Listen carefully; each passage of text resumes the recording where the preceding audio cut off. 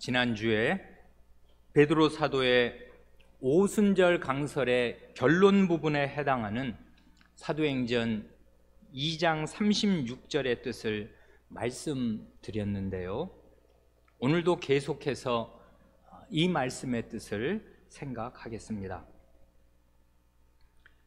베드로 사도는 11사도와 함께 서서 사람의 죄악과 하나님의 은혜를 가장 선명하게 대조하여 이렇게 선언하였습니다.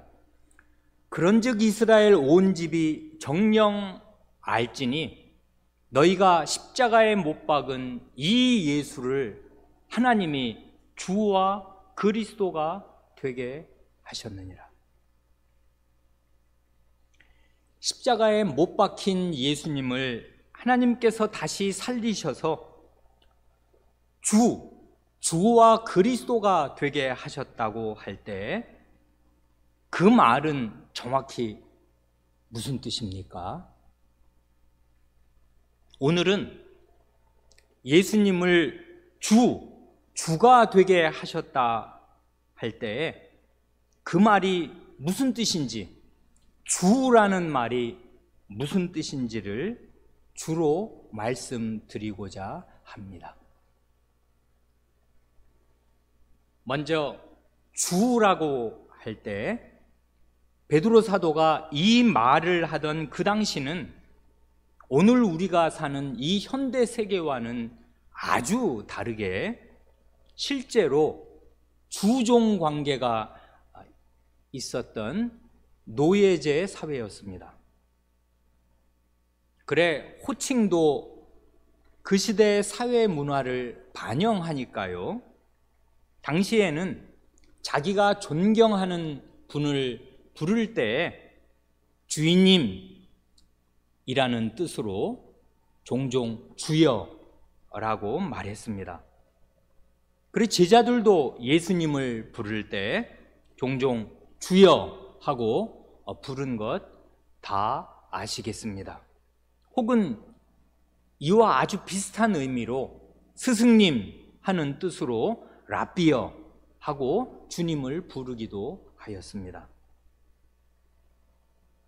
가까이 두신 제자들뿐만 아니라 병자들이나 불구자들도 예수님께 나와 고쳐주시기를 청할 때마다 주여 우리를 불쌍히 여기소서, 혹은 주여 내 아들을 불쌍히 여기소서 하고 예수님을 가리켜 주라고 불렀습니다.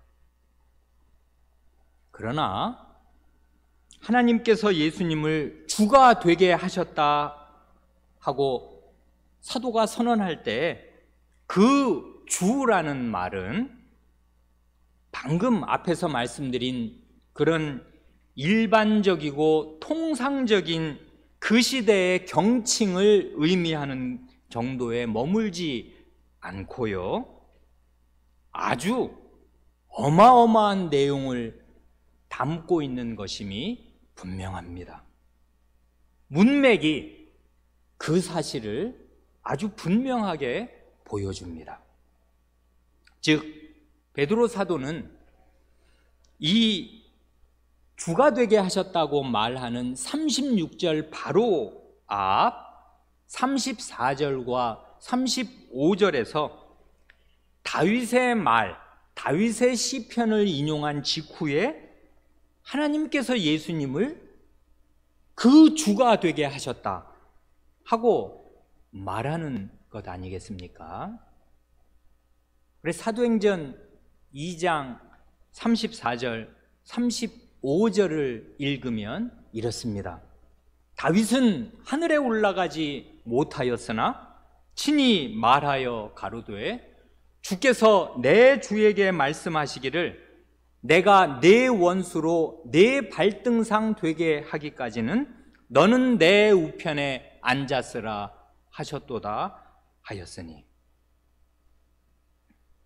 물론 이 사도행전 2장 34, 35절은 시편 110편 1절 그 다윗의 시편을 인용한 것인데요, 이 인용문, 이 베드로 사도의 인용문을 보면 주께서 내 주에게 말씀하신다 해서 두 분의 주님이 나옵니다.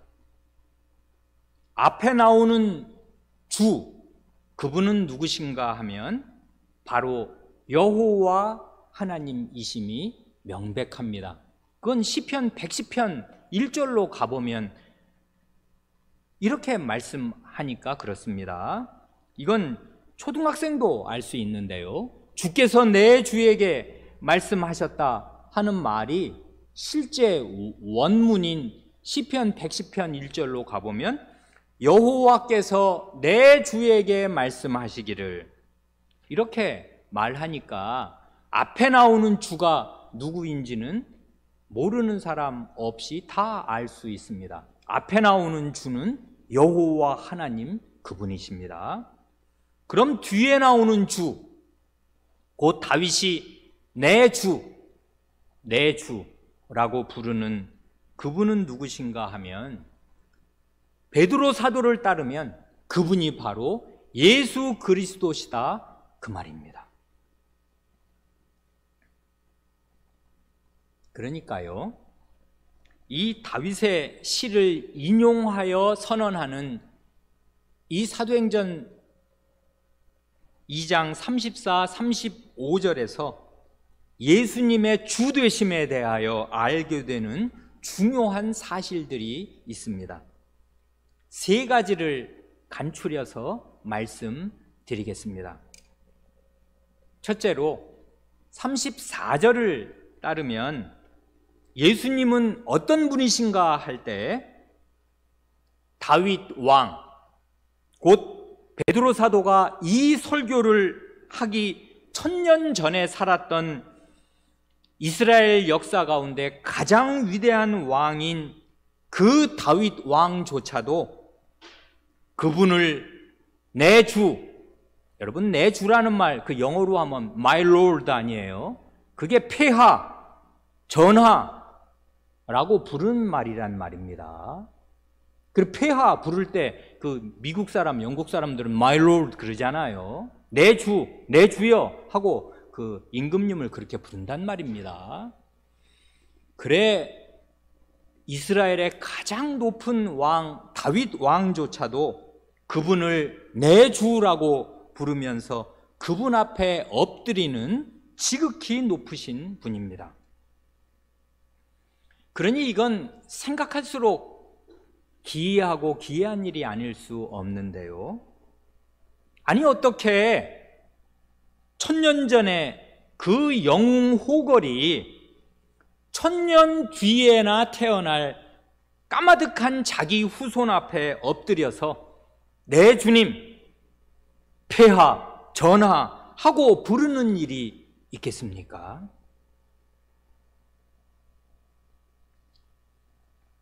베드로는 어떻게 해서 예수님을 어떻게 알았기에 이 다윗의 시편을 인용해서 이걸 지금 그리스도께, 예수님께 적용하는 것입니까?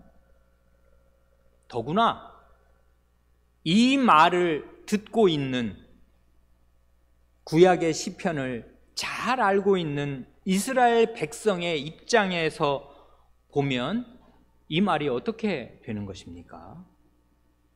불과 2달도 되기 전에 온 이스라엘 온 집은 나사렛 예수를 한껏 무시하고 벌거벗겨서 공개 처형을 하였는데, 그 나사렛 예수가 바로 자기들이 그토록 존중에 맞지 않는 다윗 왕이 주인님으로, 왕으로 모시는 높은 분이었다는 사실을 듣게 될 때 이스라엘 백성들은 얼마나 놀라고 두려웠겠습니까?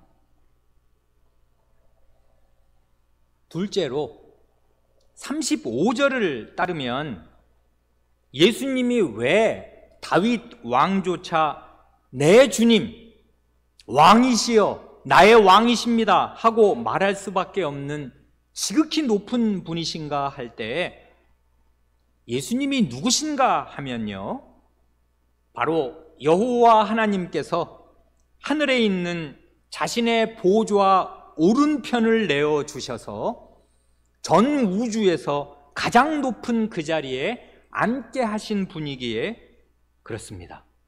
너는 내 우편, 내 오른편에 앉았으라 하셨도다.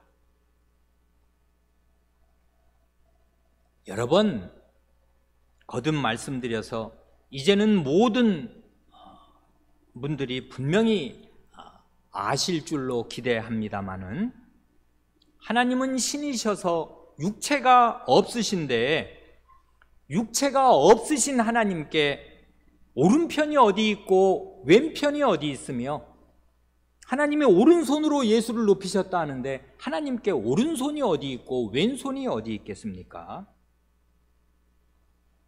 그런데도 성경이 하나님의 오른손 혹은 하나님의 오른편, 이 말이 오늘 읽은 본문 그 32절 36절에 다 나오잖아요.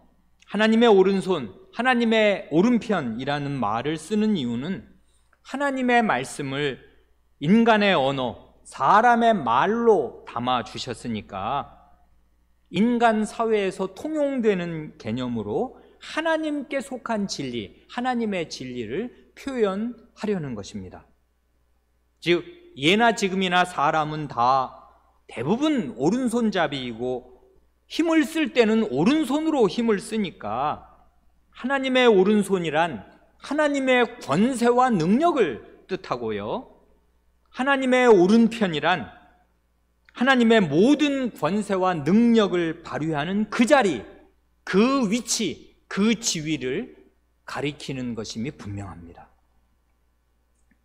그러니까요, 하나님께서 예수님을 주가 되게 하셨다 할 때 그 주라는 말은 그야말로 하늘과 땅의 모든 권세를 가진 만왕의 왕이시요 만주의 주가 되게 하셨다, 그 뜻입니다. 이러한 예수님의 주 되심을 나중에 바울 사도는 빌립보서 2장 9절 이하에 그 유명한 그리스도송과 그리스도에 대한 찬송에서 이렇게 잘 고백합니다. 빌립보서 2장 9절 이하는 이렇습니다. 이러함으로 하나님이 그를 지극히, 그는 예수님을 말하는데요, 이러므로 하나님이 예수님을 지극히 높여 모든 이름, 곧 모든 존재 위에 뛰어난 이름을 주사 하늘에 있는 자들과 땅에 있는 자들과 땅 아래에 있는 자들로 모든 무릎을 예수의 이름에 꿇게 하시고, 그 다음 말이 중요한데, 모든 입으로 예수 그리스도를 주라 시인하여 하나님 아버지께 영광을 돌리게 하셨느니라 합니다. 모든 무릎은 주 예수님 앞에 꿇릴 것입니다. 모든 입은 예수님을 주라 높이지 않을 수 없겠습니다. 셋째로, 예수님께서 그렇게 주가 되시면 어떤 일이 일어나는가 할 때 여러 가지 중요한 일들을 얼마든지 많이 말할 수 있겠습니다마는, 사도행전 2장 35절에서 아주 주요하게 말씀하는 건 뭔가 하면, 예수님께서 주가 되시면 주로서, 왕으로서 원수들을 정복해 가신다는 사실입니다. 그 사실이 이 구절에, 그리고 원래는 다윗의 시편에 아주 특별하게 언급되어 있습니다. 내가 내 원수로 내 발등상 되게 하기까지 너는 내 우편에 앉았으라. 예수께서 주로서 하나님 우편에 앉아 계시는 그 사실과 예수님께서 주로서 자신의 원수들을 정복해 가시는 사실이 하나입니다.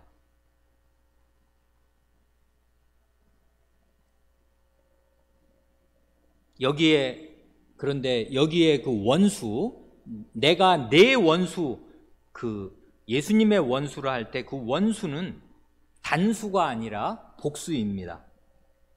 즉 주님의 원수는 하나가 아니라 여럿이라 그 말씀입니다. 주님께는 참으로 원수들이 많이 있습니다.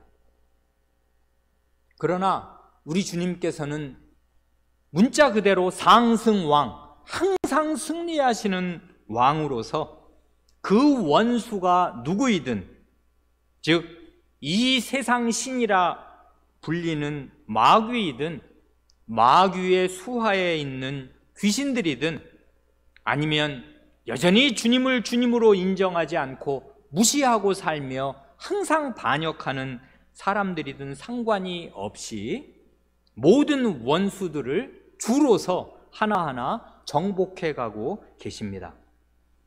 바로 이것이 이 역사 시기의 성격입니다. 즉 주님께서 부활 승천하셔서 하나님 보좌 오른편에 앉으신 그날부터 마침내 다시 오셔서 모든 무릎을 꿇리시고 모든 입에서 주라는 말씀을 듣는 그날까지의 시간, 곧 예수 그리스도의 승천서부터 예수 그리스도의 재림까지의 그 인류 역사의 성격이란 우리 주님께서 이 세상에 가득한 주님 자신의 원수들을 점진적으로 정복해 나가시는 바로 그것입니다. 마침내 우리 주님께서 최후의 그 목을 밟으실 원수는, 마지막 원수는 죽음입니다. 이게 바울 사도의 말인데요. 바울 사도도 한때는 주님의 원수가 되어서 주님을 믿는 성도를 돌로 쳐서 죽이기도 하고 주님을 믿는 성도들을 붙잡아서 감옥에 가두기도 하는 만행을 저질렀습니다마는 주님께 생포되어서 주님의 신실한 종으로 몇십 년을 신실하게 살았는데요. 그런 그가 고린도전서 15장 25절 26절에서 주님의 원수에 대하여 이 시편 110편 1절을 암시적으로 인용하면서 이렇게 말합니다. 저가 그리스도께서 모든 원수를 그 발 아래 둘 때까지 불갑을 왕 노릇 하시리니. 이건 시편 110편 1절을 자유롭게 인용한 말씀 아니에요. 그분은 그렇지 않으면 안 될 불가불의 원리로 왕노릇 하시겠는데 언제까지 왕노릇 하시냐 하면 모든 원수를 그 발 앞에 무릎 꿇릴 때까지 왕노릇 하시겠습니다.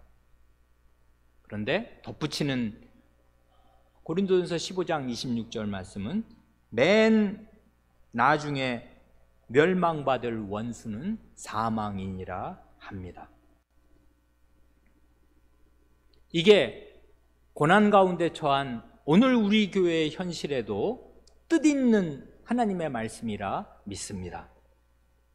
역사의 마지막 그날은 여러 가지 놀라운 일들로 가득하겠습니다마는 그 중에서 빠질 수 없는 한 가지는 곧 여기 맨 나중에 멸망받을 원수는 사망이니라 하시는 말씀대로 사망의 멸망, 사망의 사망, 곧 죽음의 죽음, 그것이 될 것입니다.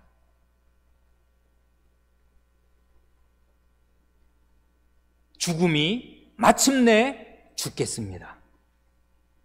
우리는 지금 교회란 무엇인가 하는 큰 주제를 생각해 나가는 중인데요.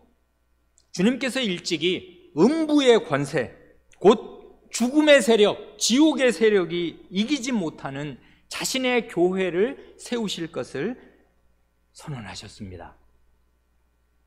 과연 교회 안에 있는 신자는 죽음이 삼키지 못할 영원한 생명을 이미 받았고 주님께서 다시 오시는 그날에 죽음의 죽음을 보면서 사망의 멸망을 보면서 그 사실을 가시적으로 누구나 다 확인하게 될 것입니다.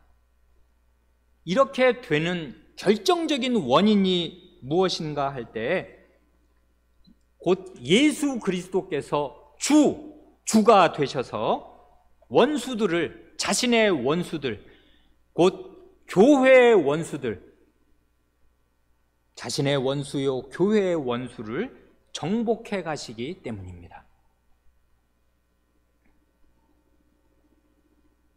언젠가 우리는 사망아 너의 쏘는 것이 어디 있느냐 하고 죽음을 조롱하게 될 것입니다. 여기까지 그 34절, 35절의 다윗의 시편에서 주라는 말, 그 말이 무슨 뜻인가? 그걸 인용하고 나서 하나님이 예수를 주와 그리스도가 되게 하셨다 하니까 그때 그 주라는 말이 무슨 뜻인가를 세 가지로 이렇게 간추려서 말씀드렸는데요. 예수 그리스도의 주 되심에 대하여 한 걸음 더 나아갈 수 있으면 좋겠습니다. 이 베드로 사도의 오순절 강서를 찬찬히 읽고 또 읽으면은요, 이 주라는 말에 더 놀라운 차원이 있다는 사실을 감지하게 됩니다. 실제로 이 오순절 강설에서 주라는 말이 맨 처음 나오는 곳은 사도행전 2장 그 20절, 21절입니다.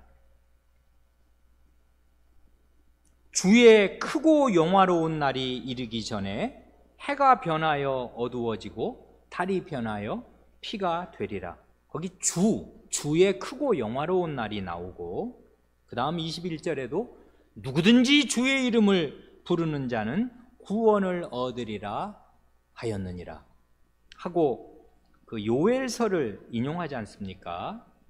여기에 주가 1차적으로 어느 분, 누구를 가리키는 건지는 우리가 다 어렵지 않게 알 수 있습니다.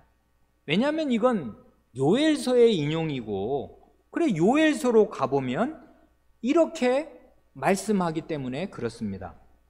초등학생들 이제까지 졸지 않고 잘 들었다면 이 간단한 퀴즈를 한번 풀어보시기 바랍니다. 여기 주의 크고 영화로운 날, 혹은 누구든지 주의 이름을 부르면 구원을 얻는다 하는데 여기에 주는 누구신가? 요엘서는 이렇습니다. 이 요엘서를 인용하는 사도행전의 베드로는 주의 크고 영화로운 날이 이르기 전에 하는데, 요엘서로 가보면 여호와의 크고 두려운 날이 이르기 전에 해가 어두워지고 달이 핏빛같이 변하려니와 이렇게 말하고요. 사도행전에서는 누구든지 주의 이름을 부르는 자는 구원을 얻으리라 하시는 말씀을 요엘서 2장 32절로 가보면 누구든지 여호와의 이름을 부르는 자는 구원을 얻으리니 합니다. 그러니 여기에 이 베드로 사도의 오순절 강설에 처음 나오는 두 번 나오는 주는 누구를 가리키는 것인지 초등학생도 모를 수가 없겠습니다. 여호와 하나님이시라고요. 구약 성경에 가장 많이 나오는 대표적인 성호가 여호와인데요. 그 여호와라는 그 이제 히브리 그 자음으로 네 글자인데 그 네 글자가 5,000번도 더 나온다고 합니다. 구약 성경의 말이에요. 그러니 구약 성경은 정말 여호와 성호로 가득 차 있다고 말해도 과언이 아닌데요. 놀랍게도 신약 성경에는 그 여호와 성호가 한 번도 안 나옵니다. 왜 안 나오는가 하면 여호와 성호가 들어있는, 여호와 성호가 나오는 구약 성경의 어느 구절을 이 신약의 저자들, 여기 베드로 사도 같은, 혹은 바울 사도나 어느 사도라도, 요한 사도라도 말이에요, 구약 성경에 여호와가 들어있는, 여호와라는 성호가 들어있는 그 구절을 신약의 저자가 가져다가 자기가 쓰는 성경에 인용할 때는 오늘 우리가 보는 이 베드로 사도처럼 여호와를 다 주로 바꾸어서 인용합니다. 그러니까요, 신약 성경에 나오는 주는요, 그게 구약의 인용이라면 거의 10중 8구는 여호와 하나님을 가리킨다고요. 이게 왜 이런 건지는 우리가 알 수 있습니다. 제4계명이 그 뿌리 박혀 있는 유대인들이기 때문에 그런 것입니다. 3계명, 여호와 하나님의 이름을 망령되이 일컫지 말라 하시니까요, 하나님의 이름을 뜻없이 함부로 야훼, 여호와라는 성호를 함부로 부르지 않으려고 이스라엘 사람들은 그 말을 입에 올리기를 너무나 두려워하였고, 그래 여호와라는 말을 할 자리를 주님으로 바꾸어서 부른 것이, 그렇게 말한 것이, 그게 시간이 1000년도 더 지났단 말입니다. 그래 버릇처럼 되어서 구약에 있는 여호와 성호를 주로 바꾸어서 인용도 하고 그렇게 읽습니다. 눈으로 볼 때는 그게 여호와라고 쓰여 있어도 그걸 주라고 읽고 성경을 읽고 지나간단 말입니다. 그러다 보니 그가 설교를 할 때, 구약을 인용할 때 여호와가 나오면 주로 바꾸어서 이렇게 이제 인용한단 말입니다. 그러니까요, 베드로 사도가 오순절 강설에서 하나님이 예수님을 주와 그리스도가 되게 하셨다 할 때 그 말은 지금 36절에 나오는데요, 베드로 사도의 이 오순절 강설 36절의 앞과 뒤를 읽고 또 읽으면 주가 되게 하셨다는 말이 무슨 말인가? 그 말은 곧 예수님을 주 하나님, 주 우리 하나님, 거기 39절에 보면 하나님을 가리켜 주라고 분명히 또 말한단 말입니다. 바로 석절 뒤에 말이에요. 주 우리 하나님, 곧 여호와 하나님과 동등한 자리로 높이 올리셨다는 뜻으로 지금 이 주라는 말을 이렇게 거침없이 섞어서 쓰는구나 하고 생각하게 됩니다. 그 앞에서 주, 그리고 그 뒤에서 주라는 말은 일관되게 그게 누구도 부인할 수 없이 여호와 하나님을 가리키는 것이 명명백백한데, 그렇게 여호와 하나님을 불러서 주라고 말하는 사도가 하나님께서 이 예수를 주가 되게 하셨다 하니, 하나님께서 예수님을 그 여호와 하나님과 동등한 위치로 올리셨다 하는 뜻을 담아서 말한 것임이 분명합니다. 그러니 여기 주라는 말은 의도적으로 섞여 있다고요. 여호와 하나님을 가리키는 말이기도 하고, 여기 문맥을 보면 여기 36절에서는 이 주는 예수님을 가리키는, 예수님이 주가 되셨는데 도대체 그 주의 실체란 무언가?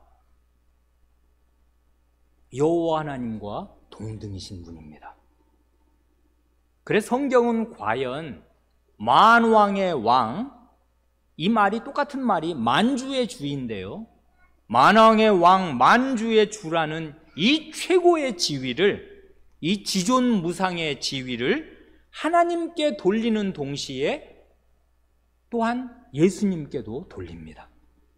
어디가 그렇습니까?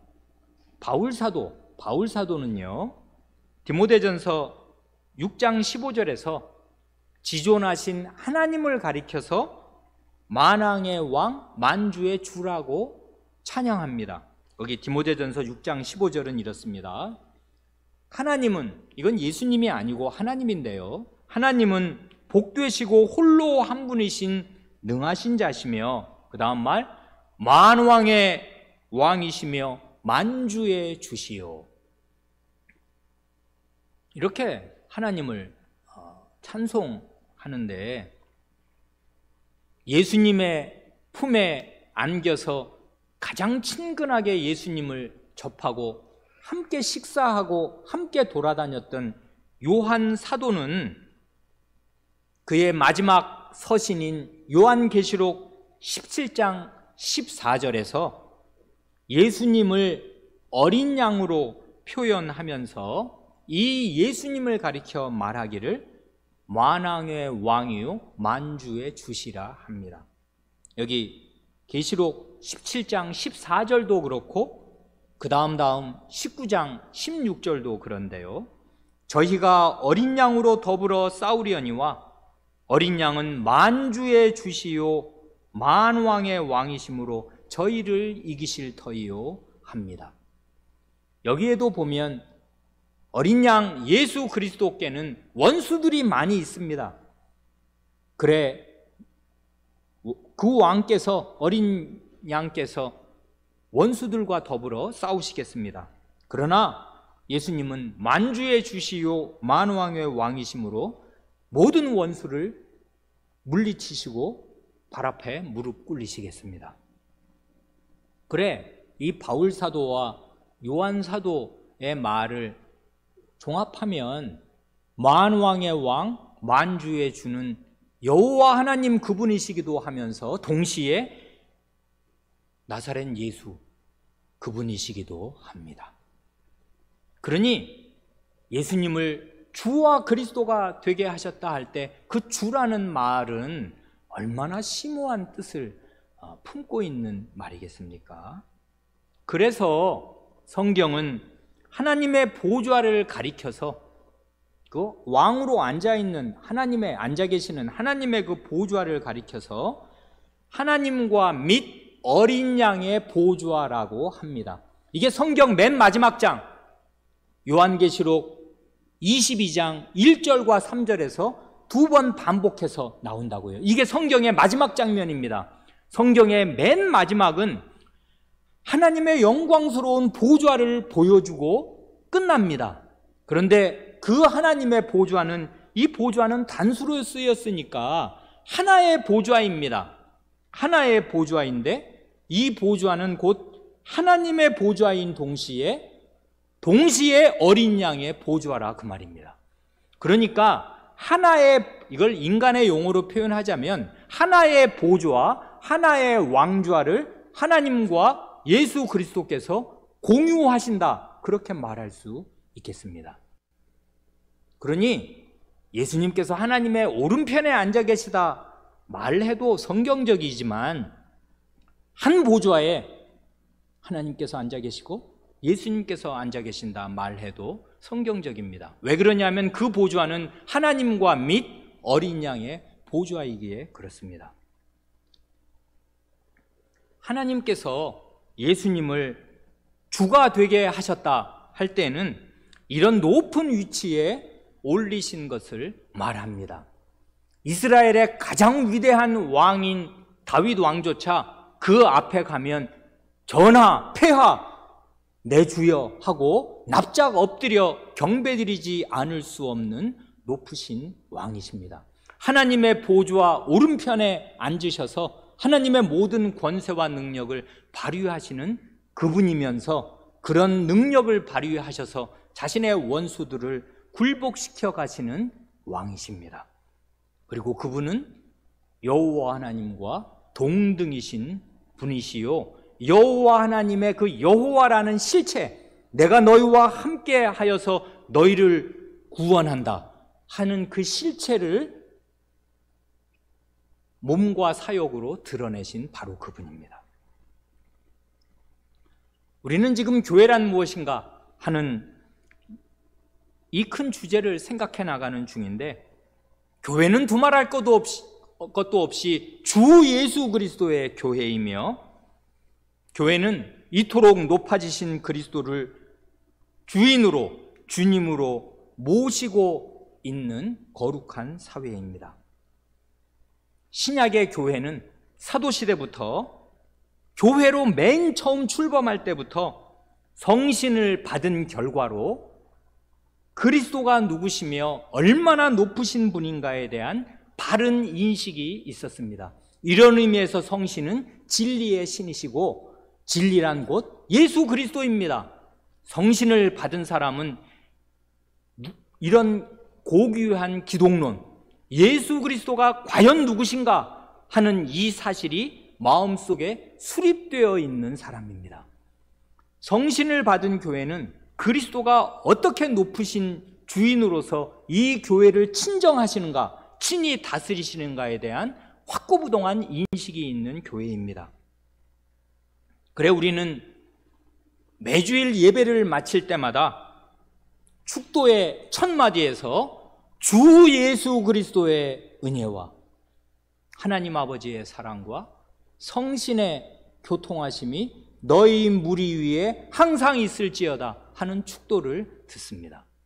이건 다 아시는 대로 고린도후서 13장 13절, 고린도후서 맨 마지막을 사도가 고린도 교회 편지의 맨 마지막 마침표를 찍으면서 사도적인 이 강복 선언을 할 때 주 예수 그리스도의 은혜가 임하기를 선언함으로써 교회 앞에 복을 내리는데, 이럴 때 우리 교회는 언제든지 예배 끝날 때마다 주 예수 그리스도, 이 높아지신 그리스도의 은혜를 복으로 받습니다. 이게 신약의 교회라고요. 함께 기도드리시겠습니다.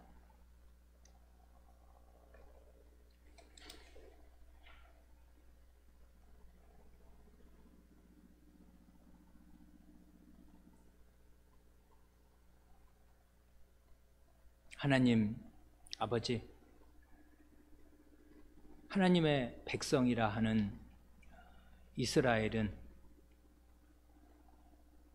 모세 이래로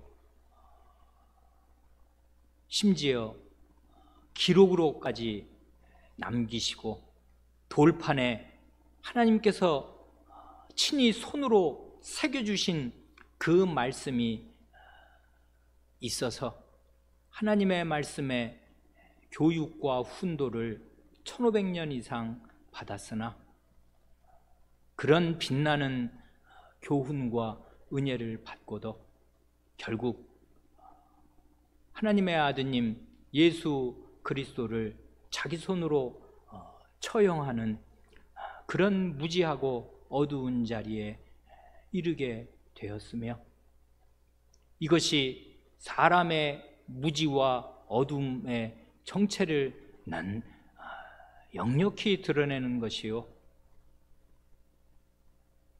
하나님의 말씀에 빛을 받은 이스라엘이 겨우 그 정도밖에 되지 못하였다면 아예 그런 하나님의 말씀도 없이 자기 욕심대로 자기 생각대로 살아온 그 여타 모든 나라 사람들의 도덕적인 상태나 하나님을 아는 상태나 하나님에 대한 태도는 더 이상 말할 것이 없는 참혹한 상태에 있었습니다. 그러나 그렇게 십자가에 못 박혀 죽임당한 이 나사렛 예수를 하나님께서 죽은 자 가운데서 다시 살리셔서 주, 그 높이 되신 주로 세우시고 이스라엘의 구주로 세우셔서 이스라엘 안에 돌려주십니다.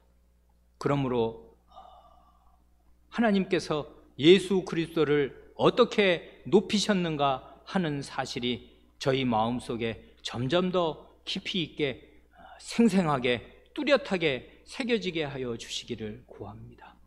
저희가 왕으로 모시고 주인님으로 모시는 분이 누구신가를 명명백백하게 알고 깨달아 그 안에서 마음의 힘과 위로를 얻게 하시고 또한 경건한 두려움을 가지고 주님을 섬길 수 있게 하여 주시기를 구합니다.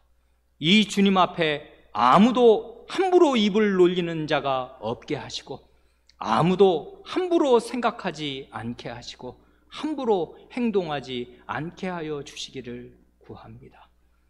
예전부터 주종사회, 노예제 사회에서 노예는 주인 앞에서 늘 근신하는 태도를 취하고 허리를 숙이며 두 손을 모으고 주인님의 말씀을 기다려 종의 눈이 그 상전의 손을, 여종의 눈이 그 주모의 손을 바람같이 주인님을 섬기는 태도를 늘 견지하고 있는 것이 마땅하였는데, 저희야말로 이렇게 높아지신 예수 그리스도를 주인님으로 모시고 있으니 주인님 앞에 항상 근신하는 태도로 서 있게 하여 주시기를 구합니다. 그리하여 저희가 가정생활을 할 때든지 학교에서나 사회에서 생활할 때든지 교회 생활을 할 때 늘 살아계신 주님 앞에 서 있는 종된 위치를 견지할 수 있게 하여 주시기를 구합니다. 또한 저희가 위기에 처하였을 때, 생사의 기로에 들어섰을 때, 인생의 가장 큰 어려움 가운데 떨어졌을 그때에도 저희의 주인님이 누구신지를 잊지 않게 하시고 기억하게 하시며, 저희의 모든 원수들을 그 발 앞에 능력 있게 꿀려가시는 그리스도를 바라고 마음에 힘을 얻게 하시고, 그리스도를 의지하는 믿음을 결코 약화시키거나 잃어버리지 않게 하여 주시기를 구합니다. 주 예수 그리스도를 믿는 종으로 살고 주 예수 그리스도를 자기의 구주로 모시고 있는 한 저희는 죽어도 죽지 않으며 모든 죽음 가운데서도 건짐을 받는 음부의 문들이 이기지 못하는 교회 안에 들어온 사실을 기억하게 하시고, 그러므로 주 예수 그리스도로 말미암아 용기 백배하게 하시며 두려움과 근심에 무릎 꿇지 않게 하시고 오직 저희의 무릎을 예수 그리스도께만 내어드리게 하여 주시기를 구합니다. 이 믿음이 저희 교회 안에 가득하게 하시고 저희의 모든 어려움을 뚫고 나가는 원동력이 되게 하여 주시기를 구합니다. 우리 구주 예수님의 이름으로 기도합니다. 아멘.